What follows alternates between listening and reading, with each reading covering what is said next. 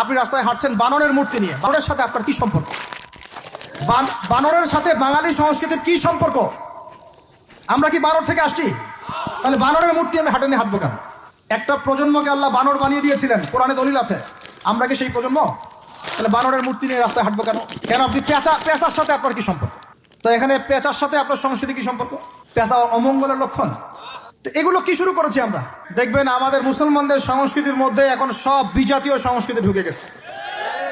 আমরা এখন পড়ে আছি গান বাজনা, ঢাকঢোল, ডুগি তবলা এবং এমন কিছু সংস্কৃতির নামে কাজ যেগুলোর মধ্যে শিরক আছে অথবা বেদাত আছে। এত বাঙালি বাঙালি করে চিৎকার করেন, তাহলে আপনি এগুলো পড়ছেন কেন? কথা বলেন। আমাদের বাপদাদারা বাঙালি ছিলেন, খাঁটি বাঙালি, তাহলে আমরা কেন এখন জয়ীফ বাঙালি হলাম কেন? জাল বাঙালি হলাম কেন? আপনার বাসার কমোড পর্যন্ত ইংরেজদের আদলে করা, সবকিছুই খাবার অভ্যাস, খাদ্যাভ্যাস, আপনি পিৎজা বার্গার ছাড়া খাইতেই পারেন না, খাদ্যাভ্যাস ইংরেজদের। তারপরে খাওয়া হালাল না হারাম সেটা প্রশ্ন করছি না আমি, আপনি প্যাশনেট না তো আমাদের সংস্কৃতি নিয়ে। আমাদের সংস্কৃতির মূল জায়গাটা কই? একটা বাড়িতে, একটা বিয়ে বাড়িতে যদি গানও বাজে, সেটাও বাজবে হিন্দি গান, সেটাও বাজবে ইংলিশ গান।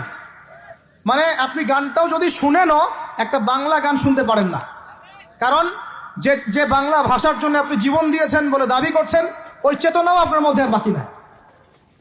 ভাষার দিবস যখন আসে আমরা তখন একটা শোডাউন করার চেষ্টা করি, শহীদ মিনারে ফুল দেওয়ার চেষ্টা করি, আর সারা বছর আমার বাসায় চলে হিন্দি গান, ইংরেজি গান ইত্যাদি ইত্যাদি, হিন্দি সিনেমা, ইংরেজি সিনেমা। তো সংস্কৃতির কোন জায়গায় বাঙালিত্ব ধরে রাখতে পারলাম? পোশাক আশাক পরছি, কোন পোশাকটা বাঙালির সাথে মেলে? জুব্বা, দাড়ি টুপি, নাকি জিন্সের প্যান্ট আর গেঞ্জি? বলেন। শেরে বাংলা একে ফজলুল হকের দিকে তাকান, মৌলানা ভাসানের দিকে তাকান, বঙ্গবন্ধু শেখ মুজিবুর রহমানের দিকে তাকান, তাদের পোশাকগুলোকে দেখেন। কি পোশাক ছিল? Shirt pant, shirt pant. তাহলে আপনি পড়েছেন কেন? এত বাঙালি বাঙালি করে চিৎকার করেন, তাহলে আপনি এগুলো পড়ছেন কেন? কথা বলেন। আমাদের বাপদাদারা বাঙালি ছিলেন, খাঁটি বাঙালি, তাহলে আমরা কেন এখন জয়ীফ বাঙালি হলাম কেন? জাল বাঙালি হলাম কেন? আপনার বাসার কমোড পর্যন্ত ইংরেজদের আদলে করা,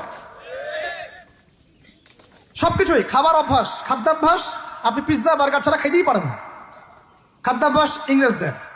তারপরে খাওয়া হালাল না হারাম সেটা প্রশ্ন করছি না আমি, আপনি প্যাশনেট না তো আমাদের সংস্কৃতি নিয়ে। আমাদের সংস্কৃতির মূল জায়গাটা কই?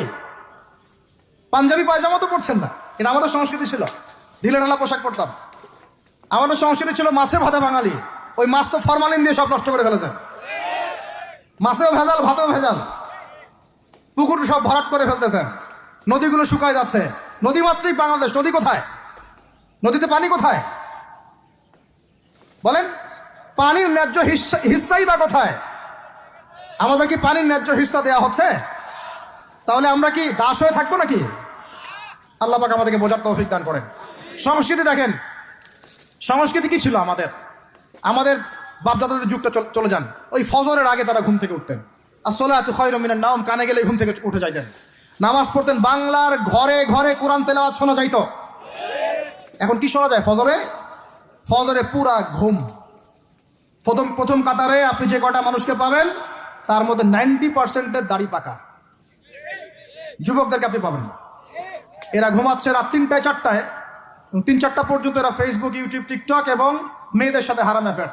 এই ছেলেরা কি আদতে বাঙালি? এরা কি বাঙালি?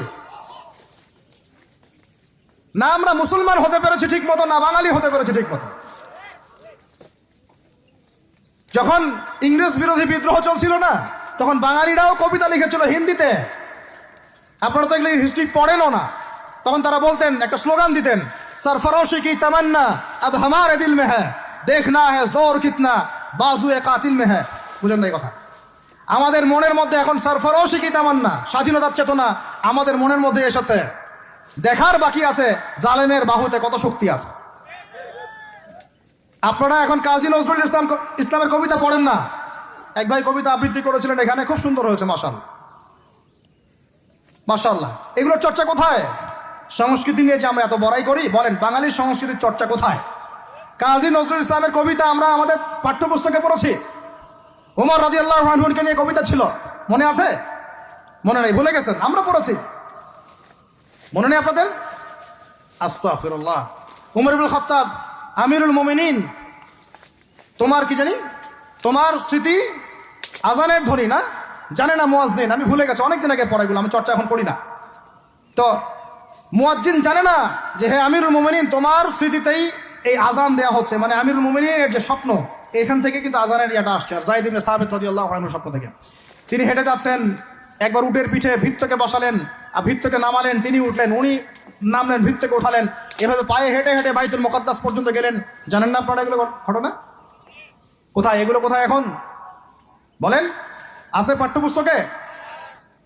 ঢাক, ঢোল, ডুগি, তবলা, কি শুরু করেছেন আপনারা? আসলে আসলে বাঙালি সংস্কৃতি বলতে কি বোঝাচ্ছেন? আহমেদ সফার নাম শুনেছেন?